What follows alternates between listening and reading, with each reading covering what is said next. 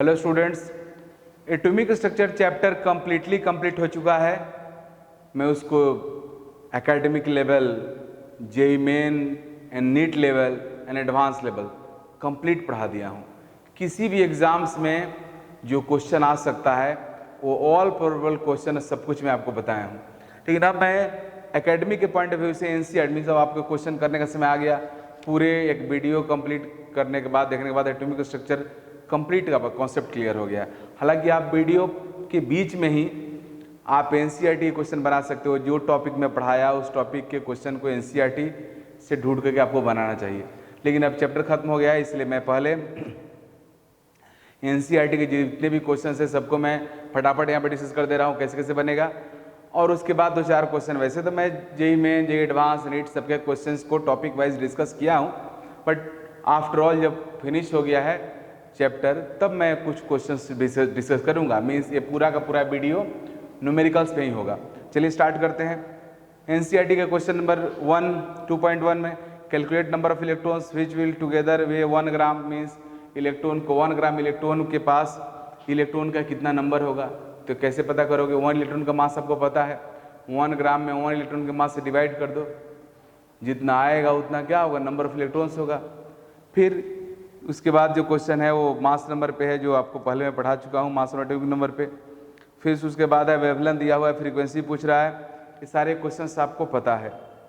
फिर आगे है 2.8, what is the number of photons of light with wavelength 4000 picometre that provide 1 joule energy.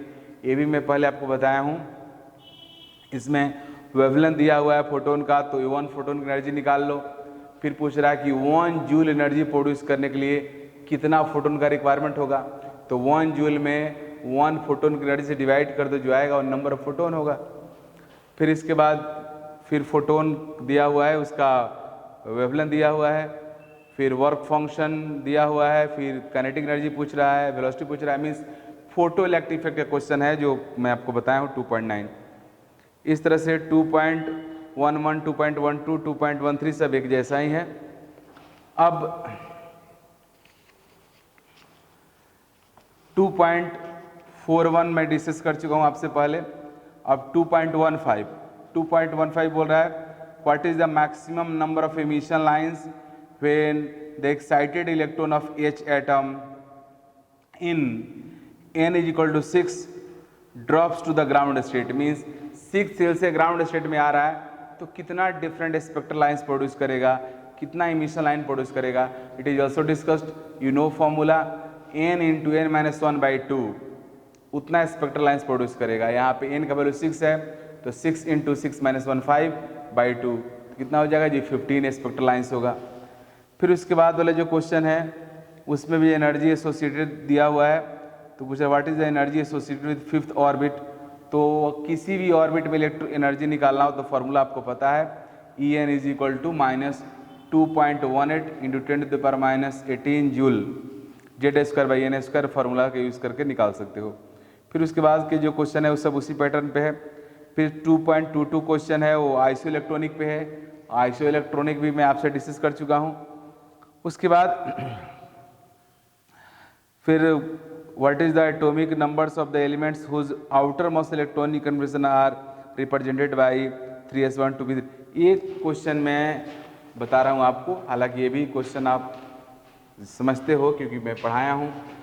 2.23 क्या question number 2 बोल रहा है कि कुछ एलिमेंट्स का आउटर मोस्ट इलेक्ट्रॉनिक कन्फर्मेशन दिया हुआ है, तो उसके बताओ कि उसके पास वो कौन सा एटम होगा। What is the atom, what are the atomic numbers of elements whose outer most electronic confirmation are. Option A में 3s1, बी में 2p3, सी में 3p5। तो एक तो आपको याद होगा, तो ऐसे कैसे पता करेंगे? तो 3s1 का मीनिंग यह हुआ कि आउटर मोस्ट 3s है, 3s से पहले आपका कौन कौन रहता है, सेल नंबर 3 है यह है, तो इससे पहले सेल नंबर 2 होगा। सेल नंबर 2 में क्या रहता है, 2s रहता है, फिर 2p रहता है। सेल नंबर 2 से पहले क्या रहेगा, सेल नंबर 1 तो 1s रहता है। तो क्लियर हो गया, 1s में 2 इलेक्ट्रॉन, 2s में 2 4 और 2p में 6 10 हो गया, और 3s में 1 है तो क्या हो गया 11 हो गया। तो एटॉमिक नंबर क्या हो जाएगा जी, Z11 हो जाएगा इसका। अब इसका 2p3 है, तो 2p में 3 है, तो 2p से पहले ही वाला इसके पास होगा, तो 2p से पहले 2s रहता है, 2s से पहले 1s रहता है, तो 1s में 2 होगा, 2s में 2 होगा, दोनों मिलकर के 4 हुआ, 2p में 3 है, तो कितना हो गया? 7 हो गया। तो इसका एटॉमिक नंबर क्या होगा? 7 होगा। अब इसमें हो रहा है 3p5 है, तो 3p से पहले क्या होता है? 3s होता है, तो उसमें 2 रहेगा। 3s से पहले क्या रहेगा? 2p रहेगा, तो उसमें 6 मैक्सिमम रह सकता है। 2p से पहले क्या है? 2s, तो उसमें मैक्सिमम 2 रह सकता है। 2s से पहले क्या होगा? 1s, इसमें 2 रहेगा। तो चेक कर लो, 2 2 4 6 10 10 2 12 12 5 17, जेड कितना होगा जी? 17 होगा।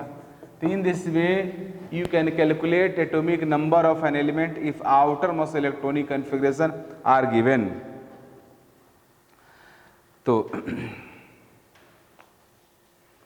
अब कुछ एलिमेंट का आउटर मोस्ट इलेक्ट्रॉन कॉन्फ़िगरेशन देकर पूछ रहा है कि किस एलिमेंट को रिप्रेजेंट कर रहा है, तो ही बता सकते हो। आर्गन यहाँ पे, जिसे ऑप्शन सी देखो, आर्गन दिया हुआ है, आर्गन का 18 होता है, और उसके बाद 4s2 3d1 है, तो दोनों को मिला दो, कितना हो जाएगा? 18 में 3 इलेक्ट्रॉन ऐड कर दो, कितना हो जाएगा? 21 हो जाएगा। तो इस तरीका से आप क्वेश्चन का आंसर कर सकते हो। अब इस तरह से आप आगे बढ़ोगे, बढ़ते बढ़ते अब 2.29 क्वेश्चन है, इसको देखो। 2.29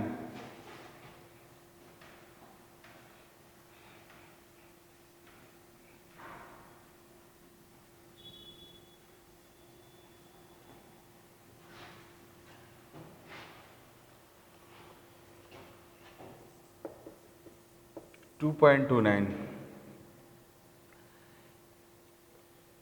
using SPD notation describe the orbital with the following quantum numbers।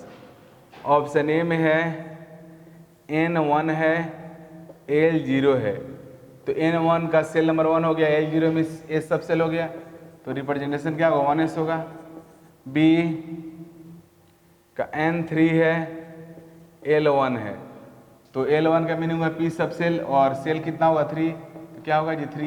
3p sorry.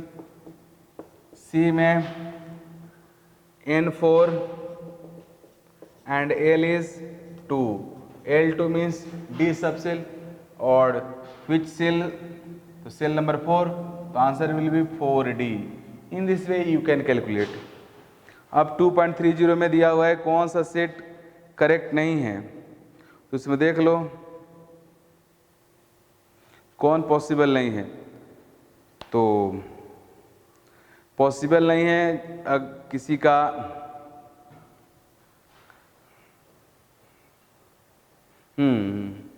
N और एल कभी इक्वल नहीं हो सकता है। किसी भी सेल का एन और एल प्रिंसिपल क्वांटम नंबर या ज्योमेट्रिकल क्वांटम नंबर इक्वल नहीं हो सकता है। और 2.30 में ऑप्शन सी में एन भी 1 है, एल भी 1 है, जो कि इनकरेक्ट है। इसी वजह से कई बार आपके क्वेश्चन भी आता है कि why 2D orbital is not possible. 2D orbital क्यों पॉसिबल नहीं है? तो उसका रीजन नहीं होगा because n and l of 2D orbital are same, this is not possible. और सेकेंडली आप ऐसे बोल सकते हो कि shell number 2 has only 2 subshells like S and P, so 2D is not possible because D subcell is not present in cell number 2. You can also say like this. Next question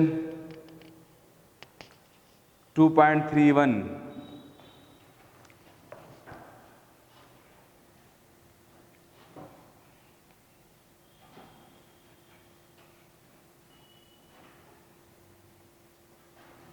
2.31 देखो जी। 2.31 में how many electrons in an atom may have following quantum numbers. Option A n4 ms minus half. ये तो पहले भी मैं आपको बता चुका हूँ, n अगर 4 है तो मैक्सिमम इलेक्ट्रॉन्स कितना इसमें रह सकता है? 2n² means 2 into 4 to the power 2 means 2 into 16 means 32। 32 electrons maximum होगा, जिसका ms माइनस हाफ हो। तो 32 इलेक्ट्रॉन्स में 16 का ms होगा प्लस हाफ, 16 का ms होगा माइनस हाफ। तो आंसर विल भी क्या होगा जी? Answer will be 16। इस तरह से क्वेश्चन कर सकते हो। अब 2.32 में थियोरेटिकल क्वेश्चन है, so that circumference of the Bohr orbit for hydrogen atom is an integral multiple of the de Broglie wavelength associated with the electron revolving around the orbit. I have discuss it, आप देख लेना video में, इसको मैं discuss किया हूँ। Under the banner of number of wave made by an electron. फिर इसको 2.33 में what is the transition in hydrogen spectrum would have the same wavelength as Balmer series n equal to 4 to n equal to 2 of helium plus spectrum. It is also discussed. Calculate the energy required for process helium plus to helium 2 plus. The ionization energy for H atom in the ground state is, देखो जी helium plus एक और electron निकालना है, helium 2 plus बनाना है। Helium plus से ही electron निकालेंगे तो energy का जो रिक्वायरमेंट होगा वो हम लोग मेजर कर सकते हैं, क्योंकि मोनो इलेक्ट्रॉन सिस्टम हो जाएगा। तो आपको ग्राउंड स्टेट में एनर्जी दिया हुआ है, तो इसके हेल्प से आप पता कर सकते हो। हीलियम से आप En इक्वल टू क्या होता है, -2.18 10 to the power -18 Z² by n²। तो सेल नंबर 1 में है तो उसके अकॉर्डिंग n तो 1 हो जाएगा, Z का वैल्यू आप रख लेना। उसको रिमूव करना है, मीन्स कहाँ पे ले जाना है, इन्फिनिटी पे ले जाना है। तो जो वैल्यू यहाँ पे होगा वही आंसर हो जाएगा। मीन्स आयोनाइजेशन एनर्जी इसका हो जाएगा E1 -2.18 10 to the power -18 Z²। Helium का Z2 होता है तो 4 हो गया। 4 से मल्टीप्लाई कर दो, जो आंसर आएगा उतना ही जूल आपका क्या होगा, पॉजिटिव में हो जाएगा। आयोनाइजेशन एनर्जी इतना ही पॉजिटिव में हो जाएगा।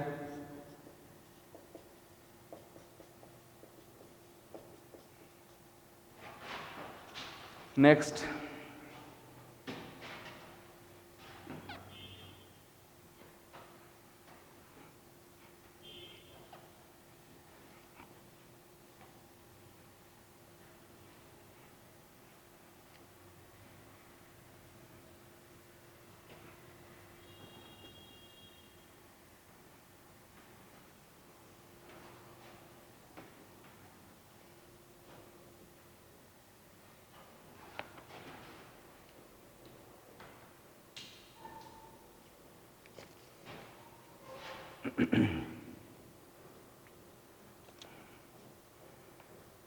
उसके बाद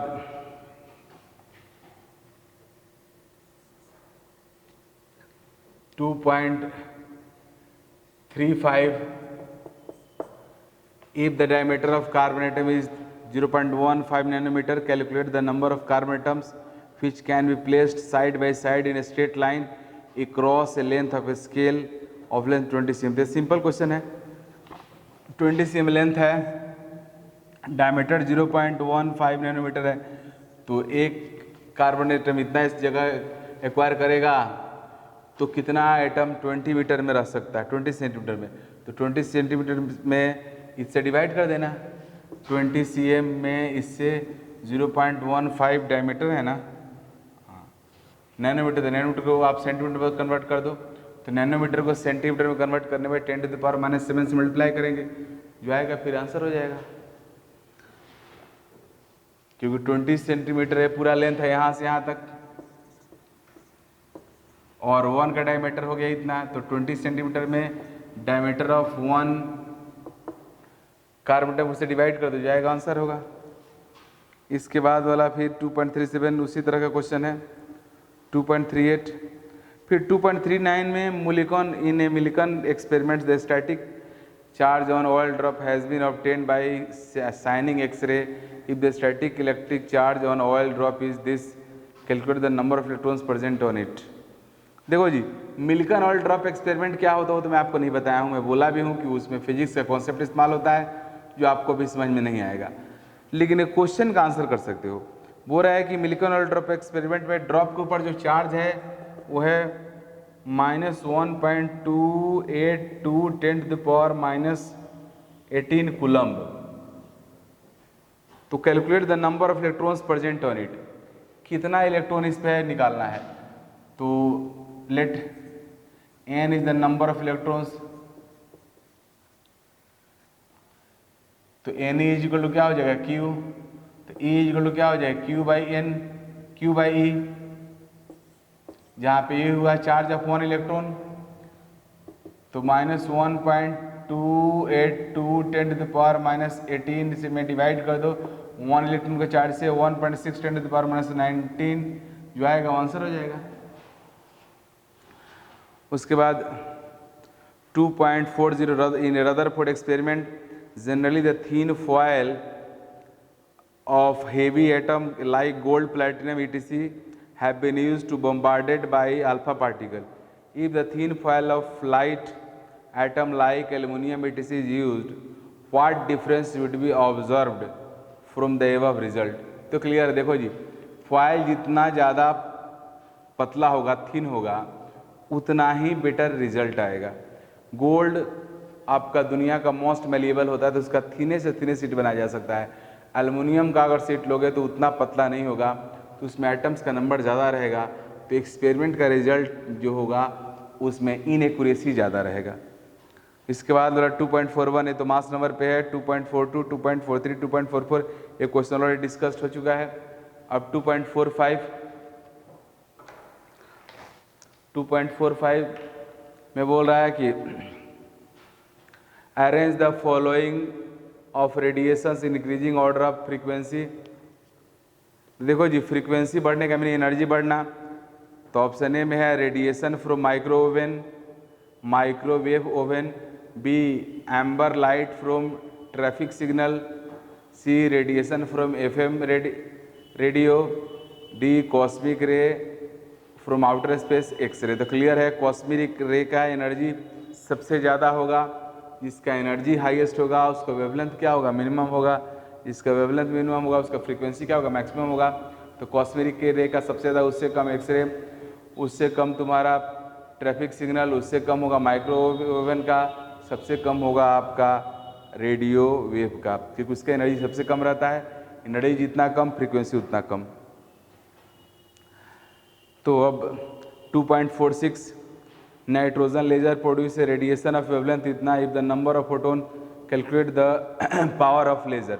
तो क्लियर है, 1 फोटोन की एनर्जी आप निकाल लो, नंबर ऑफ फोटोन कितना प्रोड्यूस हो रहा है, इफ नंबर ऑफ फोटोन तो कैलकुलेट द पावर, तो 1 फोटोन की एनर्जी मिल गया और फोटोन का नंबर मिल गया, तो टोटल एनर्जी कितना हो जाएगा आपका, number of photon into energy of photon जो आएगा वो तुम्हारा आंसर होगा।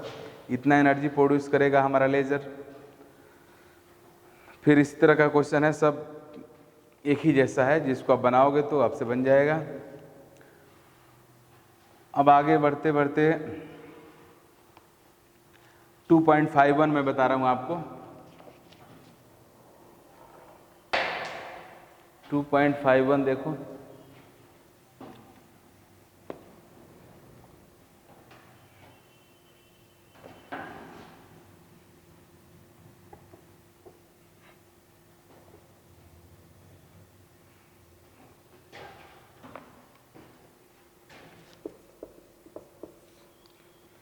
The work function for cesium is 1.9 electron volt. Work function दिया हुआ है सीजियम को 1.9 electron volt. Option A the threshold wavelength, B threshold frequency of the radiation, सब निकालने के लिए बोल रहा है।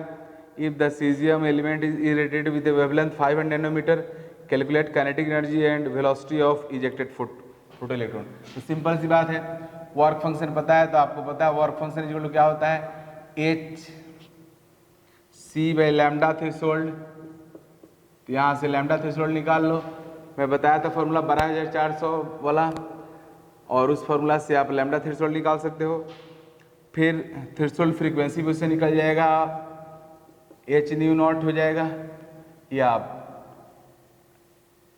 थ्रेशोल्ड के लिए टी एच भी लिखते हैं हम लोग, इससे निकाल सकते हो। फिर जब आप कह रहे हैं कि काइनेटिक एनर्जी निकालिए जब फोटोन की एनर्जी 500 लैम्डा हो, 500 नैनोमीटर हो, तो h C by lambda is minus work function ही ना होता है फॉर्मूला। तो एच पता है, सी पता है, लैम्डा दिया हुआ है, omega naught means work function पता है, तो क्या निकल जाएगा, काइनेटिक एनर्जी निकल जाएगा। इस तरह से इस फॉर्मूला से फोटोन की एनर्जी 500 नैनोमीटर लोगे तो उस समय कितना काइनेटिक एनर्जी होगा वही फॉर्मूला से निकलेगा, और वर्क फंक्शन के हेल्प से आप threshold frequency, threshold wavelength and threshold frequency calculate कर लोगे। इसके बाद वाला क्वेश्चन जो है 5.2, इसमें लैम्डा और वेलोसिटी ऑफ इलेक्ट्रॉन का 3 डेटा दिया हुआ है। इस 3 डेटा के हेल्प से हमें प्लैंक कांस्टेंट निकालना है। मीन्स इस क्वेश्चन में जो आपका 2.52 में क्या करेंगे हम लोग, half mv² is equal to hc/λ minus hc/λ threshold, ये इक्वेशन लिखेंगे। और यहाँ पे लैम्डा का 3 वैल्यू देती है, एक लैम्डा का वैल्यू पुट करेंगे और लैम्डा का वैल्यू पुट करेंगे हम लोग जो दिया हुआ है, वेलोसिटी का वैल्यू पुट करेंगे, एक इक्वेशन आएगा। फिर दूसरा लैम्डा पुट करेंगे, फिर वेलोसिटी पुट, दूसरा इक्वेशन आएगा। मीन्स हमें आपको इलेक्ट्रॉन के लैम्डा थ्रेशोल्ड और h दोनों कैलकुलेट करना है। m और c पता है तो 2 अननोन के लिए 2 इक्वेशन लिख लेंगे, डेटा दिया हुआ है क्वेश्चन में, दोनों को सॉल्व करोगे तो लैम्डा थ्रेशोल्ड एंड h दोनों निकल जाएगा। इसी तरह से 2.53 में दिया हुआ है आपका स्टॉपिंग वोल्टेज, स्टॉपिंग पोटेंशियल, उस स्टॉपिंग पोटेंशियल को आप केमैक्स में कन्वर्ट कर लेना, फिर आंसर हो जाएगा। और इसी तरह से सारे क्वेश्चंस है, डी ब्रोगली पे भी है 2.56, 2.57। आप इस सब क्वेश्चंस को करोगे तो फिर जो डाउट होगा मैं बता दूंगा बाद में आपको। 2.62 में वही है, अरेंजमेंट आपको देना है एनर्जी का, तो n + l वैल्यू को देकर बता सकते हो। 2.63 में the bromine atom possess 35 electrons, it contains 6 electrons in 2p, which of the electron experiences the lowest effective nuclear charge. देखो ये सब क्वेश्चन में 2.63, 2.64, 2.65 एंड 2.66 में इस आपका स्क्रीनिंग इफेक्ट का कॉन्सेप्ट आ जा रहा है। जो स्क्रीनिंग इफेक्ट मैं आपको पढ़ाऊंगा पीटी में, तो ये सब क्वेश्चन पीटी पढ़ने के बाद ज़्यादा क्लियरली आपको समझ में आएगा। Now some questions from past question banks of JEE main, advance and NEET exams. देखो पहला क्वेश्चन मैं लिया हूँ, बोल रहा है which of the following relates to photon both as wave motion and as a stream of particles। Means ये 4 options में से कौन ऐसा है जो तुम्हारे फोटोन्स को रिलेट करता है, वेव मोशन और पार्टिकल दोनों जैसा। इंटरफेरेंस तो होगा नहीं, इंटरफेरेंस आप आगे पढ़ोगे, इंटरफेरेंस वेव का कंप्लीट प्रॉपर्टी होता है, डिफ्रैक्शन भी वेव का प्रॉपर्टी होता है। बी और डी में बहुत कंफ्यूजन है। तो देखो जी, बी है E = mc², मीन्स यह बताता है कोई भी पार्टिकल अगर एनर्जी में कन्वर्ट होगा, कोई मास अगर एनर्जी में कन्वर्ट होगा तो उस मास का एनर्जी का वैल्यू कितना होगा। E = mc², m मास का कोई पार्टिकल अगर एनर्जी में कन्वर्ट होगा तो E एनर्जी प्रोड्यूस करेगा, मीन्स mc² एनर्जी प्रोड्यूस करेगा। तो ये मास का एनर्जी में कन्वर्सन को रिप्रेजेंट करता है। बट E = hν बताता है कि रेडिएशन के पार्टिकल नेचर को, मीन्स रेडिएशन तो ऐसे भी वेव नेचर था, तो वेव नेचर तो हो मीन्स वो कलेक्शन ऑफ आपका रेडिएशन एनर्जी का ट्रांसमिशन है, और उस ट्रांसमिशन पैकेट के फॉर्म में होता है। तो E = hν जो है यही वो टर्म है जो फोटोन इसी वजह से फोटोन आया। जब हम लोगों ने मैक्स प्लैंक क्वांटम प्रिंसिपल पढ़े उसके बाद ही तो आया एनर्जी का क्वांटाइजेशन, फिर उससे फोटोन बना। तो फोटोन को पार्टिकल और वेव दोनों जैसे बिहेव कराने वाला जो रिलेशनशिप है वो यही है, E = hν। E = hν में शो करता है कि आपका फोटोन एक पार्टिकल जैसा एनर्जी पैकेट जैसा है, और एनर्जी है तो उसके पास वेव नेचर होगा ही। मीन्स ये जो देख रहे हो वेव मोशन और particle nature, stream of particle, दोनों को रिप्रेजेंट करता है हमारा कौन, E = hν। अब second question, the orbital angular momentum of an electron in 2s orbital is. देखो जी, मैं एंगुलर मोमेंटम का बहुत सारा फॉर्मूला निकाला हूँ। सबसे पहला बोर के according angular momentum of N orbit और इलेक्ट्रॉन, किसी ऑर्बिट में इलेक्ट्रॉन जब रिवॉल्व करता है तो उसका एंगुलर मोमेंटम h/2π का इंटीग्रल मल्टीपल होता है। लेकिन किसी ऑर्बिटल का एंगुलर मोमेंटम है an orbital angular momentum of an orbital is equal to n = √L × L + 1 h/2π। तो ऑर्बिटल का एंगुलर मोमेंटम पूछ रहा है, तो फॉर्मूला होगा क्या जी, L into L plus one H by two pi. 2s orbital का L 0 होता है, L 0 पुट करोगे 0 हो जाएगा, मीन्स आंसर क्या होगा जी, बी। अब for D electron the orbital angular momentum is, अब डी इलेक्ट्रॉन के लिए पूछ रहा है ऑर्बिटल एंगुलर मोमेंटम, तो डी का एल कितना होता है, डी का एल का वैल्यू होता है आपका 2, for D L is equal to 2, तो पुट करो ऑर्बिटल मोमेंटम कितना हो, अंडर रूट 2 इंटू 2 प्लस 1, तो 2 प्लस 1 3 हो गया, h by 2 pi means 3 into 2 कितना हो जाएगा जी, 6 रूट 6 h बाई 2 पाई। तो आंसर कौन होगा, ए।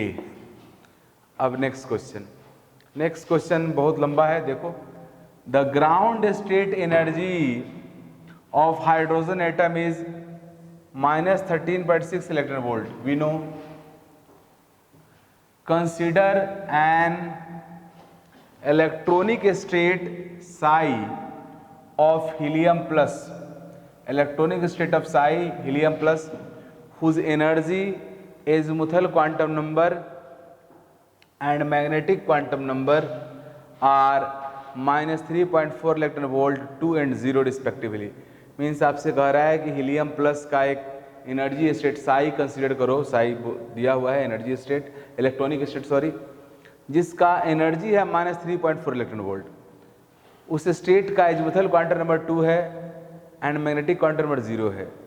तो वो रहा, बताओ इसमें से कौन सा ऑप्शन करेक्ट होगा। तो सबसे पहला पॉइंट जो यहाँ पे है कि एनर्जी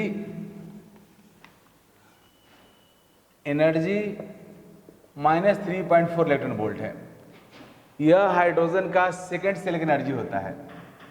मीन्स जब -13.6 इलेक्ट्रॉन वोल्ट में जब आप 4 से डिवाइड करते हो तो जो आता है -3.4। इसका मीनिंग यह हुआ कि हीलियम के केस में, क्योंकि एनर्जी का फॉर्मूला तो यह होता है En is equal to -13.6 electron volt Z² by n², तो हीलियम का Z2 होता है। तो सेल नंबर 1 का अगर एनर्जी देखोगे तो ये 1 हो जाएगा, ये 2² रहेगा, तो कुछ और रहेगा। एनर्जी लेवल्स हीलियम के लिए अगर आप चेक करते हो तो 2 के लिए अगर देखोगे फॉर n इक्वल टू को देखोगे तो Z भी 2 n भी 2 कैंसिल हो जाएगा, -13.6 हो जाएगा। n अगर 4 के लिए देखोगे फॉर n इक्वल टू 4, तब यह हो जाएगा 13.4, सॉरी -3.4 हो जाएगा। देख लो, -13.6 electron volt into Z² means 2k² by 4² 4 का स्क्वायर का मीनिंग हुआ 2 का स्क्वायर इंटू 2 का स्क्वायर, तो 2 का स्क्वायर 2 कैंसिल हो गया, आपका -13.6 इलेक्ट्रॉन वोल्ट बाई 4 हो जाएगा, और ये वैल्यू हो गया -3.4 इलेक्ट्रॉन वोल्ट। मीन्स हीलियम का सेल नंबर 4 का एनर्जी -3.4 इलेक्ट्रॉन वोल्ट होगा। अब एल दिया हुआ है 2, तो L2 का मीनिंग यह हुआ कि डी सब सेल होगा, तो option A it is A D 4D state, तो करेक्ट है। अब इट हैज 3 रेडियल नोड्स, तो 4D का रेडियल नोड चेक करो।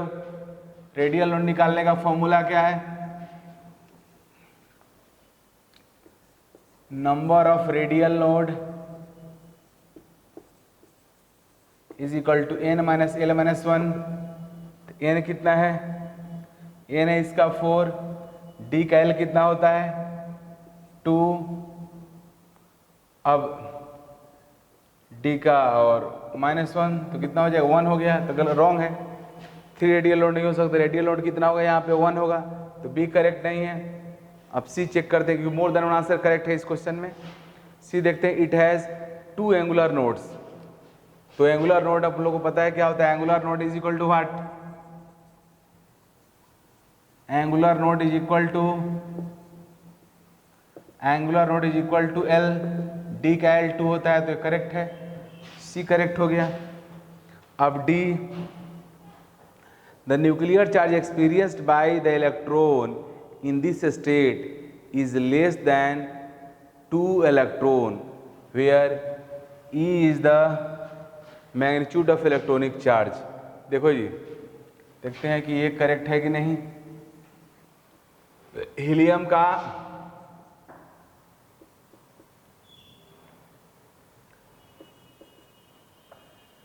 हीलियम प्लस के पास, हीलियम प्लस के न्यूक्लियस में कितना रहेगा जी 2। हीलियम एटम का एटॉमिक नंबर 2 तो 2 प्रोटॉन, तो इसके न्यूक्लियस में 2 प्रोटॉन है। 2 प्रोटॉन का मीनिंग हुआ 2 इलेक्ट्रॉन का इक्वल चार्ज इसके पास है। तो जो electron nuclear force of attraction experience करेगा कितना होगा 2E का होगा। तो ऑप्शन डी जो है वो करेक्ट नहीं है, क्योंकि इसमें कह रहा है कि the nuclear charge experienced by the electron in this state is less than 2E, जो गलत है। Where E is the magnitude of electronic charge. Answer क्या होगा जी, ओनली ए एंड सी होगा। Next question, a bulb is emitted electromagnetic radiation of 660 nanometer wavelength. The total energy is 3 into 10 to the power minus 18. The number of emitted photon will be, क्या होगा, यहाँ पे H का value दिया हुआ है 6.6 10 to the power minus 34 and C का value भी है 3 into 10 to the power 8 metre पर सेकेंड। आपसे पूछ रहा है कि क्या होगा वैल्यू यहाँ। तो देखो जी, मैं आपको बताया हूँ कि वेवलेंथ दिया हुआ है तो आप एनर्जी निकाल सकते हो। 1 फोटोन की एनर्जी निकाल करके 3 into 10 to the power minus 18 में डिवाइड कर दो, क्योंकि 1 फोटोन की एनर्जी पता है। तो पूछ रहा है कितना फोटोन इतना एनर्जी प्रोड्यूस करेगा। तो मैं सिखाया था 12,400 बाई लैम्डा इन एंगस्ट्रॉम कर दो तो निकल जाएगा, लेकिन वो फॉर्मूला यहाँ पे यूज़ नहीं करना। उसके पीछे रीज़न यह है कि टोटल एनर्जी दिया हुआ है जूल में, तो आपको फोटोन की एनर्जी भी जूल में निकालना होगा। तो E equal H by lambda, H का वैल्यू पुट करो, C का वैल्यू पुट करो, कैलकुलेशन बहुत सिंपल हो जाएगा। 660 है तो 6.6 कर दो इसको, तो 10 to the power 2 से मल्टीप्लाई इसमें हो जाएगा, तो 10 to the power minus 7 हो गया। 6.6 से कैंसिल हो गया। अब 10 to the power minus 7 ऊपर जाएगा तो प्लस 7 हो जाएगा, तो 10 to the power 15 हो गया। 10 to the power minus 34 में से 15 को ऐड करोगे तो कितना हो जाएगा, माइनस 19 हो जाएगा। तो 3 into 10 to the power minus 19 joule हो गया 1 फोटोन की एनर्जी। अब आपको निकाला नंबर ऑफ फोटोन्स, तो total energy by energy of 1 photon, तो क्या आ गया 10। दूसरा क्वेश्चन ये भी एम्स का ही है। If n is equal to 2 for helium ion then find out the wavelength. देखो जी, वेवलेंथ बोल रहा है निकालो। अब ये कैसे निकलेगा, तो N2 में आपसे हीलियम एटम के वेवलेंथ पूछ रहा है। इसका मीनिंग यह हुआ डी ब्रॉगली वेवलेंथ पूछ रहा है। तो आपको पता है कि मैं आपको एक एक्सप्रेशन बताया भी हूँ कि 2 pi r is equal to n lambda means circumference of orbit will be equal to integral multiple of lambda. तो 2 pi r equal n lambda हो गया, तो यहाँ से आपको लैम्डा निकाल लेना है। अब r का वैल्यू आपको पता है, सेल नंबर 2 का r का वैल्यू क्या होगा, तो r का जनरल फॉर्मूला क्या होता है 0.259 angstrom n square by Z square is equal N lambda कर दो, तो n से कैंसिल हो गया, तो लैम्डा इज इक्वल हो जाएगा 2 पाई 0.529 एंगस्ट्रॉम n, z नीचे हो जाएगा। अब सबके वैल्यू पुट कर दो, n का वैल्यू 2 पुट कर दो, 2 से 2 कैंसिल हो गया, मल्टीप्लाई करोगे 3.32 एंगस्ट्रॉम आ जाएगा। चलो देखो जी, कुछ next question, which one is the wrong statement. पहला, the uncertainty principle is delta E to delta t is greater equal to h by 4 pi. ये डेरिवेशन तो मैं किया था, खुद भी याद करो। We know that delta x into delta p greater equal to h by 4 pi. अब डेल्टा t से आप डिवाइड कर दो और डेल्टा टी से मल्टीप्लाई भी कर दो, डेल्टा एक्स डेल्टा टी से मल्टीप्लाई कर दो और delta P by delta T, delta P by delta P force होता है, तो delta T into delta X force greater equal to h by 4 pi. Force into delta X force into displacement work होता है, और work को आप energy भी लिख सकते हो, तो delta T into delta E greater equal to h by 4 pi. Correct है, लेकिन आपको रॉन्ग पता करना है। दूसरा B, half filled and full filled orbitals have greater stability due to greater exchange energy, greater symmetry and more balanced arrangement, correct है। अब C the energy of 2s orbital is less than the energy of 2p orbital in case of hydrogen, like ये wrong है, क्योंकि hydrogen के case में energy सब cell पे नहीं, मीन्स एल पे नहीं, ओनली एन पे डिपेंड करता है। तो 2s हो या 2p हो, एक सेल के जितने सब सेल होंगे सबके एनर्जी सेम होगा in the case of hydrogen atom. तो सी रॉन्ग आंसर है, जो रॉन्ग है वही यहाँ पे राइट है, क्योंकि आपको रॉन्ग ही पता करना है। डी भी करेक्ट है, तो आंसर यहाँ पे क्या होगा जी, सी होगा। हेलो स्टूडेंट्स, एटॉमिक स्ट्रक्चर इस तरह से मैं कंप्लीट कर दिया हूँ। जितने भी मेरे प्रीवियस वीडियोज है उसको प्रॉपर्ली देखो, नोट्स बनाओ, जो डाउट है उसको फाइंड आउट करो, डाउट को शेयर करो, जो कॉमन ग्रुप है उसके ऊपर भेजो डाउट, मैं डाउट को पक्का क्लियर करूँगा। मैं बहुत मेहनत से मतलब एब्सेंस ऑफ स्टूडेंट में वीडियो बना रहा हूँ। ये काफ़ी डिफ़िकल्ट जॉब है, क्योंकि हमारा आदत है कि स्टूडेंट्स को पढ़ाना और ह्यूमरस वे में पढ़ाना, बट स्टूडेंट नहीं रहता है तो काफ़ी मोनोटोनिसिटी हो जाता है। But despite that, for your better future I am doing that. तो इसको आप रिस्पेक्ट करो, अच्छे से पढ़ो। जो भी कन्फ्यूज़न अगर कहीं पे लगता है तो उस चीज़ को तुरंत मुझे शेयर करो। आप वीडियो में भी कमेंट करो, अगर वीडियो अच्छा लगता है, चीज़ समझ में आता है तो आप उसको अप्रिशिएट करो और दूसरों को बताओ भी। और मैं यूट्यूब पे भी हमारा चैनल है जिससे लोगों को बता सकते हो, उस पर भी कई सारे वीडियो है जिसको कोई देख सकता है। स्पेशलाइज नीट के लिए भी है, जेईई मेन के लिए भी है, एडवांस के लिए भी है, और भी मैं उस पर वीडियो डालूंगा भी यूट्यूब पे भी। तो आप सब के लिए जो कुछ भी हो रहा है उसको आपको बेनिफिट तभी होगा जब सिस्टमेटिक वे में पढ़ोगे, हम मेहनत करोगे। अगर आप चाहोगे ऐसे वीडियो देख लिए, आगे पीछे करके कुछ कर लिया, तो फिर उससे कुछ नहीं होगा। सिस्टमेटिक वे में पढ़ोगे, सब कुछ क्लियर हो जाएगा ऐसा, क्योंकि हर चीज़ एक दूसरे से कनेक्टेड है। पहला वीडियो का कॉन्सेप्ट के बेसिस पे नेक्स्ट वीडियो आपको समझ में आएगा। अगर आप रैंडमली वीडियो का सिलेक्शन करके अगर देखना शुरू करोगे तो फिर will not be benefited like we want. तो आपको चाहते हो अगर कि नहीं सब कुछ प्रॉपर हो, तो प्रॉपर वे में आपको पढ़ना होगा। तो एक कंप्लीट होने के बाद अब आपको एनसीईआरटी के A to Z क्वेश्चन करना चाहिए, फिर जेईई मेन का, जेईई एडवांस का। जेईई मेन और एडवांस वाले, नीट वाले जो स्टूडेंट है वो पहले एनसीईआरटी करे, वो भी एनसीईआरटी करके अलग रखे, और फिर वो नीट का करे, और नीट के साथ साथ जेईई मेन का भी क्वेश्चन करेंगे। तो आप इस डिजिटल क्लासरूम को मतलब अप्रिशिएट करने के लिए आपको ज़रूरी है कि खुद से आप इन्वॉल्व हो जाओ। अगर आप वीडियो को अच्छे से देखोगे, समझोगे, तभी आप अप्रिशिएट कर सकते हो। अदरवाइज जब तक किसी चीज़ से तुम खुद इम्प्रेस नहीं हो सकते हो, दूसरे को कैसे कह सकते हो। अब मैं आपसे बोलना ये भी चाहूँगा कि जो भी स्टूडेंट्स वीडियो देख रहे हैं, हमारे यहाँ पढ़ रहे हैं, वो दूसरे स्टूडेंट्स को, बैचमेट को बोले कि वो आए अचीवर क्लासेस ज्वाइन करें। अचीवर क्लासेस में डिजिटल क्लासरूम में ये भी ऑप्शन है कि कोई एक सब्जेक्ट भी आप ज्वाइन कर सकते हो। ऐसा नहीं है कि आपको पूरे हाँ कोई एक सब्जेक्ट भी अगर कोई पढ़ना, लेकिन हाँ डिजिटल ओनली। जिस दिन से ऑफलाइन शुरू हो जाएगा उस दिन आपको कंप्लीट कोचिंग में एडमिशन लेना होगा, तभी आप क्लास कर सकते हो। डिजिटल क्लास कोई इंडिविजुअल सब्जेक्ट भी कर सकता है, बट ऑफलाइन जो कोचिंग होगा उसमें तो आपको कंप्लीट कोर्स को ही लेना पड़ेगा और कंप्लीट कोर्स में एडमिशन लेना पड़ेगा, क्योंकि without proper coaching you can't get better rank and you can't crack your desired and gold examinations. तो जो भी एग्ज़ाम को आप गोल किए हो उसको तब क्रैक तभी करोगे जब प्रॉपर वे में पढ़ोगे। अब प्रॉपर वे में पढ़ने के लिए प्रॉपर कोचिंग ज्वाइन करना होगा। और लेकिन जब तक डिजिटल है, जब तक मीन्स जब तक ऑनलाइन है, ऑफलाइन नहीं हो रहा है, तब तक आपको कर सकते हो। ऐसे मैं ये भी सोच रहा हूँ कि हो सकता है कि कुछ लाइव क्लासेस भी मैं शुरू करूँ, और लाइव क्लासेस शुरू करूँगा तो इन्फॉर्म करूँगा आप सबको और पता चलेगा। Okay, thank you.